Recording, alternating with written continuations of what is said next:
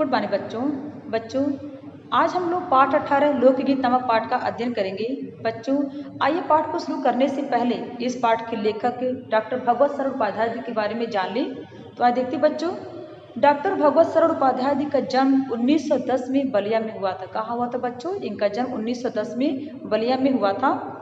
इन्होंने प्राचीन भारत तथा ऐतिहासिक तथ्यों एवं भारतीय संस्कृति पर विशेष दृष्टिकोण से अध्ययन किया, यानी कि चाहे प्राचीन भारत कोई भी ऐतिहासिक तथ्य हो, भारतीय संस्कृति हो, उसको उन्होंने अपने अध्ययन का जरिया बनाना और उसका विशेष रूप से अध्ययन इन्होंने किया है।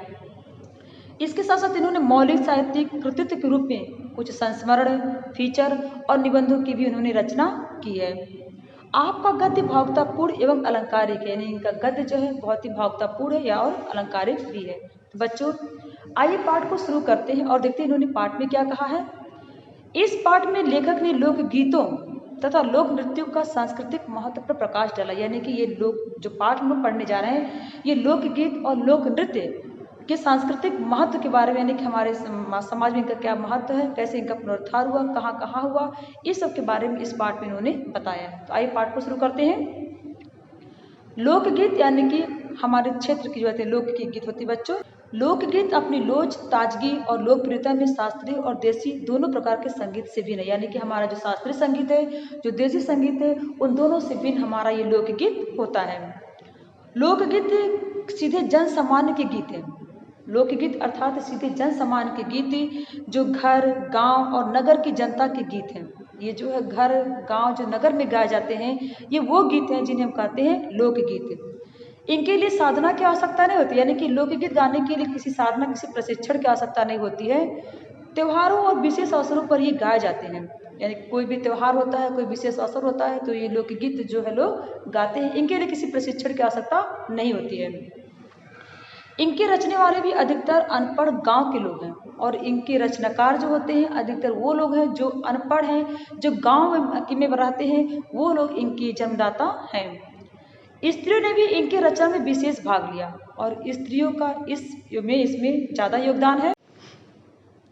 ये गीत बाजों की मदद के बिना ही या साधारण ढोलक, झांझ, करताल, बांसुरी आदि की सहायता से गाए जाते हैं, यानी कि इस गीत को गाने के लिए जरूरी नहीं कि बाजा हो, इससे आप आसानी से साधारण सा जो ढोलक होता है, जो झांझ, जो करताल, जो बांसुरी, इसकी सहायता से लोग ये गाने को गा सकते हैं।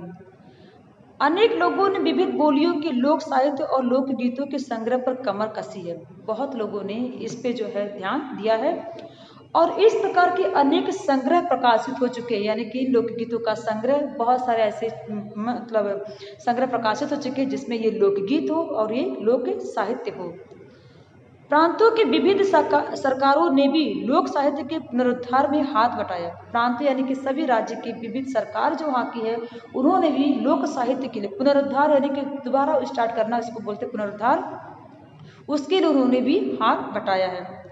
और सभी राज्यों में इस संबंध का एक विभाग चालू कर दिया गया और इसके पुनरुद्धार के लिए, ताकि ये आगे बढ़े, इसके लिए सभी राज्यों में एक विभाग की भी स्थापना की गई है।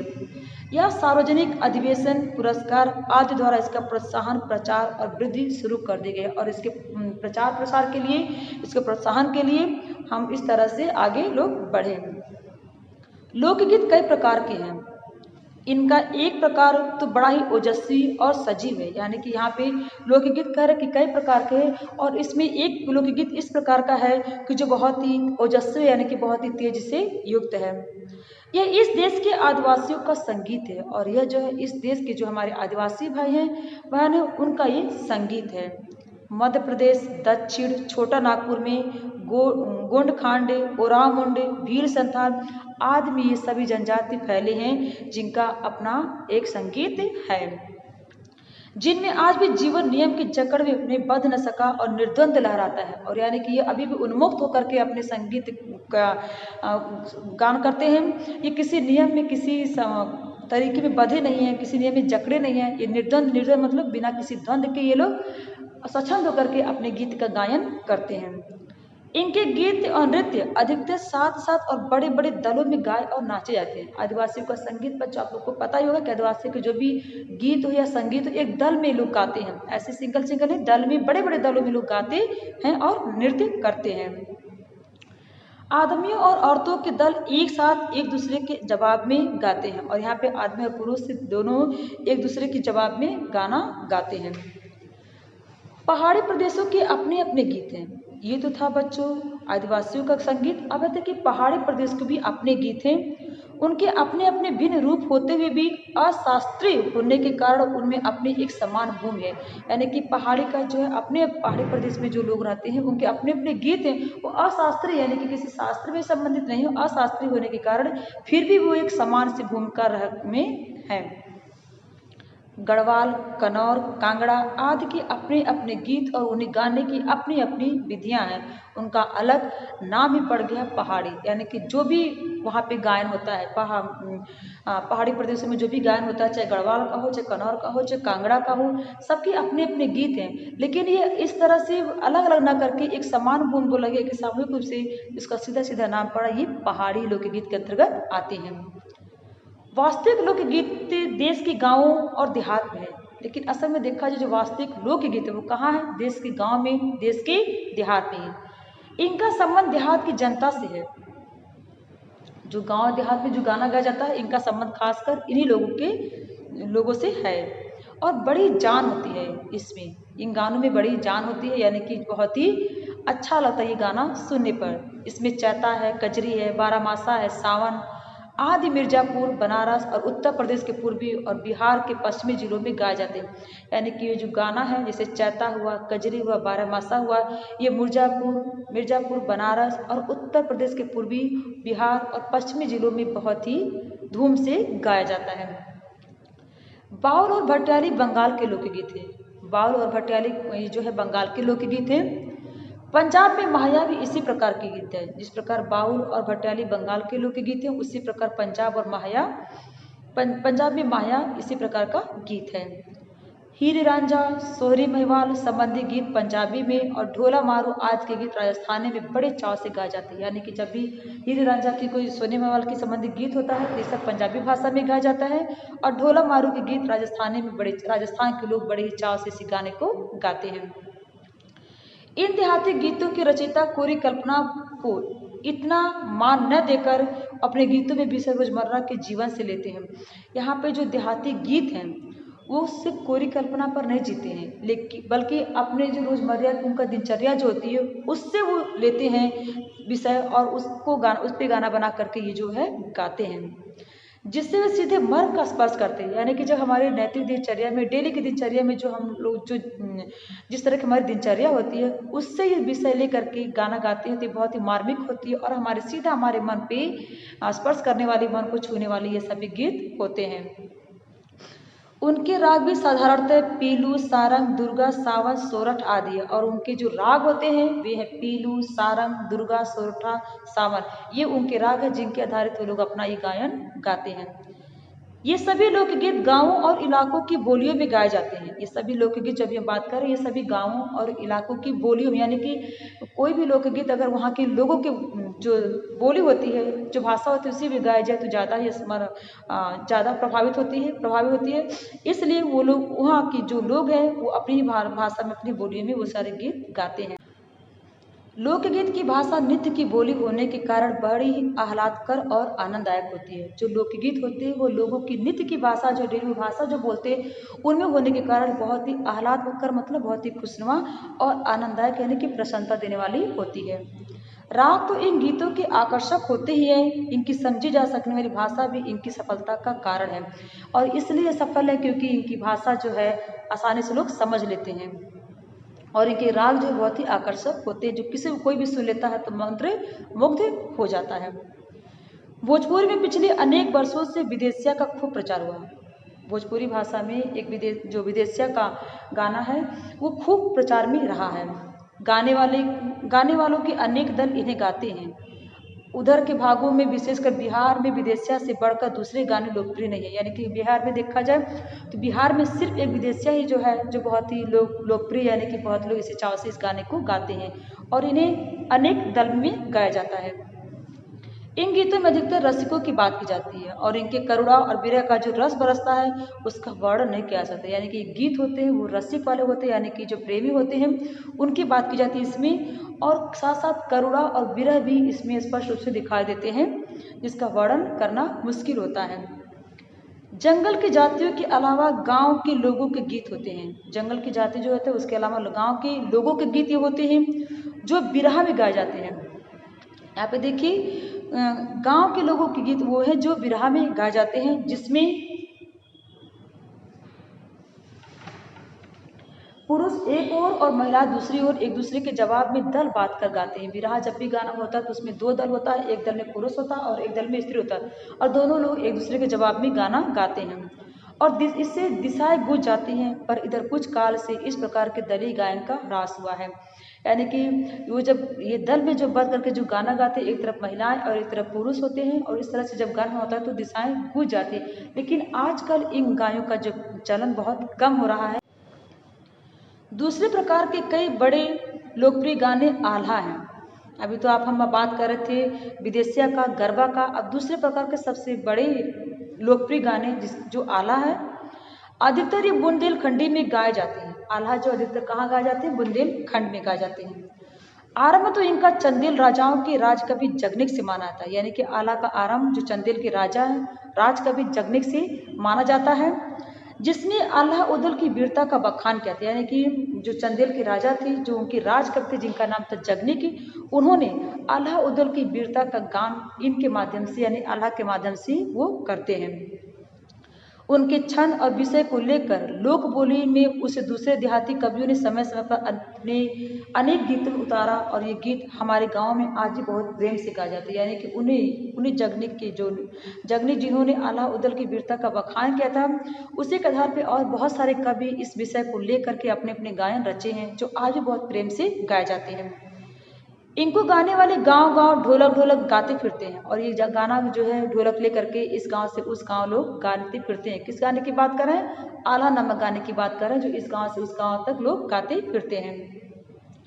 इसकी सीमा पर उन गीतों का भी स्थान है, इनकी सीमा पर उन गीतों का भी स्थान है जिन्हें तट रस्सियों का खेल करते हुए गाते हैं।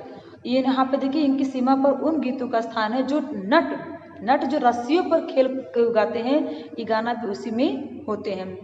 अधिकतर ये गद्य पद्यात्मक होते हैं। गद्य यानी कि ये गाना जो कभी कभी गद्य में भी गाया जाता है और कभी कभी पद में भी गाया जाता है, और इनके अपने बोल है, लेकिन अपनी इनकी भाषा, अपनी इनकी बोल है। अपने देश में स्त्रियों के गीत की अनंत संख्या है। ये गीत भी लोकगीत है, और अपने देश से बहुत सारे स्त्रियां भी हैं जो इस तरह के लोकगीत का गायन करती हैं, उनकी संख्या भी बहुत ज़्यादा है। पर अधिकतर इन्हें औरतें ही गाती हैं। इन्हें सिरस्ती भी अधिकतर वही है। सिरस्ती मतलब सहेज करके रखती है वही, यानी कौन रखती है? जो हमारे घर की महिलाएं होते हैं वो इन्हें सहेज करके रखती ही। पर इन गीतों का संबंध विशेषतः स्त्रियों से है। इस दृष्टि से भारत इस दिशा में सभी देशों से भिन्न है, क्योंकि संसार के अन्य देशों में स्त्रियों के अपने गीत स्त्रियों के अपने गीत पुरुषों या जन गीतों से भिन्न नहीं है। सिर्फ वहाँ पे भिन्न नहीं है, बल्कि हमारे यहाँ भिन्न है, वहाँ पे मिले जुले ही हैं। त्योहारों और नदियों में नहाते समय, नहाने जाते हुए राह के, विवाह के, मटकोर ज्योनार के, संबंधियों के लिए प्रेम युक्त गाली के, जन्मदिन आदि सभी अवसरों के अलग अलग गीत हैं। यहाँ पे देखिए हमारे भारत में हर समय, हर मौके पर, हर क्षण पे कुछ न कुछ, जहाँ पे कोई छोटा मोटा अगर प्रोग्राम होता है, कोई छोटा मोटा उत्सव होता है, तो ये गाने जरूर वहाँ पे गाए जाते हैं। चाहे वो त्योहारों पर नदियों के नहाते समय लोग हों, चाहे नहाने जाते समय रास्ते में लोग नहाने जाते हैं तब भी लोग गाना गाते हैं। विवाह में देखिएगा मटकोर होता है, चाहे ज्योनार होता है, वहाँ भी लोग गाने गाते हैं। और अगर किसी संबंधी को गाली देना होता है ना, तो गीत में हुए प्रेम युक्त गाली होता है जिससे हम कहते हैं, वो भी लोग देते हैं। तो सभी अवसरों के अलग अलग गीत हैं जो प्रायः स्त्रियां ही इसको गाती हैं। इन अवसरों पर कुछ आज से ही नहीं, बड़े प्राचीन काल से गाते रहे। और ऐसा नहीं कि सिर्फ हमारे आज के परिवेश में ये सब गाना हो, नहीं, बहुत ही प्राचीन इसका चलन चला है। बहुत ही पहले से ऐसे गाने लोग गाती आ रही हैं। महाकवि कालिदास आदि ने भी अपने ग्रंथों में उन गीतों का हवाला दिया है। सोहर, बानी, सेहरा आदि उनके अनंत गानों में से कुछ हैं। वैसे तो बारहमासी पुरुषों के साथ नारियां भी गाती हैं। यानी कि महाकवि कालिदास अपने काव्य में भी ऐसी बातों का उल्लेख किया है। उन्होंने कहा कि लोकगीत में महत्व के बारे में उन्होंने अपने काव्य में बताया है। सोहर, बानी, सेहरा आदि अनंत गानों में से कुछ मेन है जो लोग अक्सर स्त्रियां गाती हैं और अभी भी गाती हैं। वैसे तो बारहमासी यानी कि जो 12 मास होता है, पुरुषों के साथ नारियां भी गाती रहती हैं। एक विशेष बात यह है कि नारियों के गाने साधारणतः अकेले नहीं गाए जाते, दल बात कर गाए जाते हैं। और कभी भी कोई स्त्री अकेले कहीं भी कोई किसी अवसर पर भी गाना हो तो वो अकेले नहीं गाती, बल्कि दल बात करके यानी लोगों के साथ मिल करके वो गाना गाती हैं। अनेक कंठ एक साथ फूटते हैं, यानी कि जो यहाँ पे औरतें के जो गाने गाती हैं वो एक साथ एक दल में मिल करके गाती हैं और उनके कंठ यानी कि आवाज़ एक साथ निकलते हैं। यद्यपि अक्सर उसमें मेल नहीं होता, कभी कभी इनकी आवाज़ों में एक समानता नहीं होती है, फिर भी जब वो गाए जाते हैं तो बहुत ही अच्छे लगते हैं। फिर भी त्योहारों और शुभ अवसरों पर भी बहुत ही भले लगते हैं। गाँव और नगरों में गाने वाली भी होती है, यानी कि मेल ना होते हुए भी जब एक साथ लोग गाते हैं तो बहुत ही अच्छे लगते हैं। गांव और नगरों में गाने वाले होते हैं और अब तो शहरों में ऐसा हो गया है कि गाने वालों को बुलाया जाता है प्रॉपर गाना गाने के लिए, क्योंकि अब धीरे धीरे जो है लोग इससे दूर होते जा रहे हैं। तो इस तरह से गाने वाले जो तरह से अपना समझ लीजिए उनका रोजी मतलब उनके जीविका का भी हो गया व्यवस्था, तो अब गाने वाले भी आकर के गाना जो आप जिस मौके पर आप कहेंगे वो गाना गाएंगे। जो विवाह, जन्म आदि के अवसरों पर गाने के लिए बुला ली जाती हैं। बिहार और पूर्वी उत्तर प्रदेश में छठ बड़े पर्व बड़े धूमधाम से मनाया जाता है। इनके गीत बड़े मोहक और लोचदार होते हैं, यानी कि जब भी आप छठ का देखिए बिहार चाहे पूर्वी उत्तर प्रदेश की बात कर ले जहाँ पे छठ बड़े धूमधाम से मनाया जाता है, वहाँ पे ये गाने बहुत ही अच्छे लगते हैं, मन उससे प्रसन्न हो जाता है। सभी ऋतुओं में स्त्रियां उल्लसित होकर दल बात कर गाती हैं। सभी ऋतु यानी कोई भी ऋतु हो, सभी ऋतुओं में जो स्त्रियां जो बहुत उल्लसित यानी कि बहुत ही प्रसन्न होकर के दल बात करके ये गाना सभी गाती हैं। पर होली, बरसात और की कजरी आदि तो उनकी अपनी चीज है जो सुनते ही बनती है। पर चाहे होली की गाने हो चाहे बरसात की कजरी हो, यह जो ऐसा लगता है कि उनके अपने गीत हैं और आप सुनेंगे तो आप भी प्रसन्न हो जाएंगे। पूरब की बोलियों में अधिकतर मैथिल कोकिल विद्यापति के गीत जाते हैं, यानी कि जब पूरब की बात आती है तो वहाँ पे मैथिल कोकिल यानी विद्यापति जो है विद्यापति के गीत ही उधर अक्सर गाए जाते हैं। पर सारे देश में कश्मीर से कन्याकुमारी एवं केरल तक और काठियावाड़, गुजरात, राजस्थान से उड़ीसा एवं आंध्र प्रदेश से सभी अपने अपने यानी कि सभी के अपने अपने गाने हैं, सभी अपने अपने विद्यापति हैं। स्त्रियां ढोलक की मदद से गाती हैं। अधिकतर उनके गाने के साथ नाच का भी पुट होता है, यानी कि पुट मतलब समावेश है, यानी स्त्रियां जो ढोलक की मदद से गाना गाती हैं लेकिन उनके नाच के साथ साथ गाने के साथ साथ नाच का भी पुट उसमें होता है। गुजरात एक प्रकार का दली गायन गरबा है।